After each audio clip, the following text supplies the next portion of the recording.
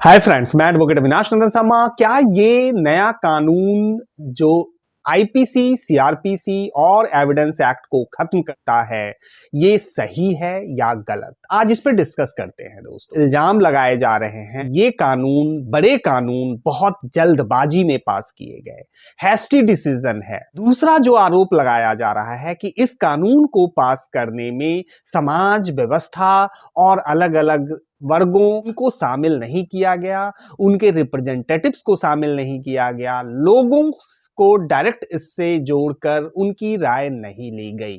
एक महत्वपूर्ण इल्जाम यह भी लगाया जा रहा है यानी शराब नई बोतल में आ गई, यानी the same wine in the new bottle. क्या ये सही निर्णय है नए कानून को बनाना? मैं आपको बता दूं बहुत इंपॉर्टेंट पॉइंट्स कि इस कानून के तहत कुछ चीजें एडिशन की गई हैं, लेकिन मेजॉरिटी ऑफ जो प्रावधान, सेक्शंस और प्रक्रिया हैं उनको बरकरार रखा गया है। कोई बड़ा बदलाव नहीं किया गया है। कुछ नए डेवलपमेंट्स हैं, समय के साथ उनको जोड़ा गया है। यह कहा जा रहा है कि पहले वाले कानून में अमेंडमेंट कर इन चीजों को ऐड किया जा सकता था, इनको उसमें जगह दी जा सकती थी, पूरे कानून को बदलने की जरूरत नहीं थी। और यह भी कहा जा रहा है कि यह एक राजनीतिक स्टैंड है, ये एक पॉलिटिकल मैसेज देने की कोशिश की गई है कि सरकार ने, संसद ने अंग्रेजों के बनाए कानून को खत्म कर दिया। इसलिए कवर पे अब यह दिखेगा कि यह एक भारतीय न्याय संहिता है, यह नागरिक सुरक्षा है, ये पेनल कोड और क्रिमिनल प्रोसीजर कोड जैसे वर्ड नहीं दिखेंगे। सिर्फ ये कोशिश की गई है कवर को चेंज कर बाकी चीजें वहीं की वहीं रख दी गई हैं। तो क्या इसमें सच्चाई है दोस्तों? बहुत ऐसी वीडियो चलाई जा रही हैं 498A खत्म, अब 498A खत्म।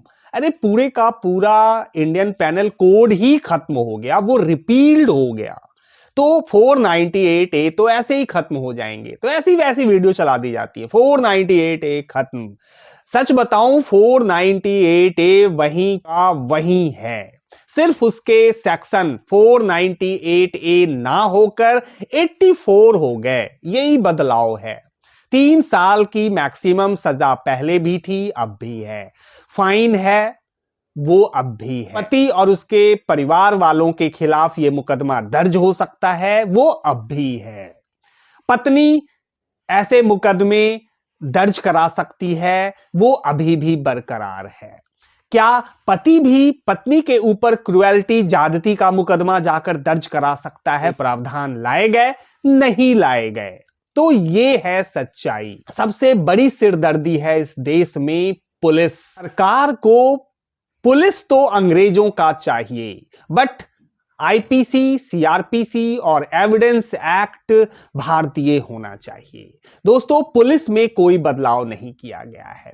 पुलिस सरकार के इशारे पर चलती है, पुलिस सरकार के निर्देश पर काम करती है, पुलिस सरकार की एजेंसी है। पुलिस को और पावर दे दिए गए, पुलिस की ज्यादती और बढ़ती चली जाएगी। मैं आपको बता दूं, किसी को अरेस्ट करने के बाद अधिक से अधिक 15 दिन तक पुलिस कस्टडी में लिया जा सकता था। मैक्सिमम पीरियड जो हो सकता था वो 15 दिन। इस नए प्रावधान के तहत पुलिस अब किसी को 60 से 90 दिन, मैक्सिमम 90 दिन तक पुलिस कस्टडी में रख सकती है।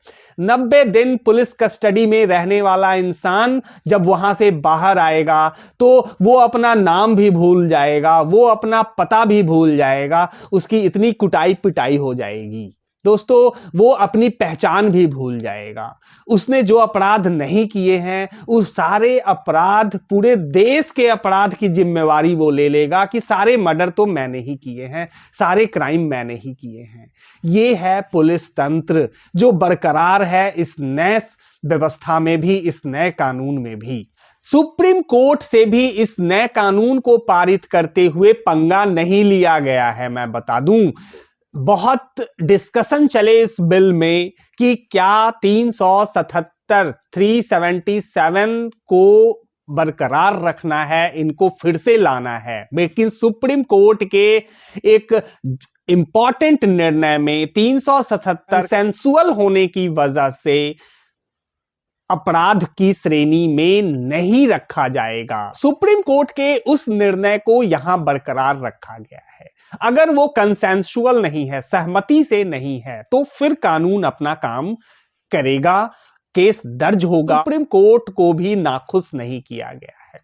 अब एक बड़ी सिरदर्दी है दोस्तों, इंडियन जुडिशियरी की एक बहुत लंबी कहानी है, बैकग्राउंड है, जजमेंट्स हैं। लोग किताब रखते थे, बुक की बुक अपनी आलमीरे में रखते हैं लोग, निर्णय की किताबें आलमीरे में रखी होती हैं।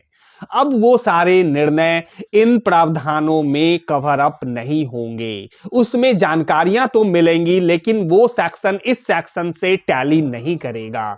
ये एक बहुत बड़ी सिरदर्दी है। आपकी सारी किताबें, आपकी सारी कमेंट्री, आपके सारे दर्शन, आपकी फिलॉसफी अब वहीं रुक जाएंगी। अब लोग उसको पढ़ना पसंद नहीं करेंगे। नए सेक्शन पे नई चीजें, नए इंटरप्रिटेशन को जानने की कोशिश करेंगे। तो जुडिशियरी की एक लॉन्ग लिगेसी को धक्का मारा गया है इस अमेंडमेंट के तहत। अचानक से सीआरपीसी, आईपीसी और एविडेंस एक्ट को आप ध्वस्त कर दो, खत्म कर दो, रिपील कर दो, तो सारे जजमेंट, सारी कमेंट्री, सारे डिस्कशन, सारे इंटरप्रिटेशन कहां जाएंगे? अब उनको कैसे लोग पढ़ेगा? उनको पढ़ने पे प्रेजेंट से वो को रिलेट नहीं होता। तो आपकी पूरी व्यवस्था, लीगल सिस्टम को कहीं ना कहीं मुसीबत में रखा गया है, बड़ी समस्या में रखा गया है। किसी ने आवाज उठाने की कोशिश नहीं की है।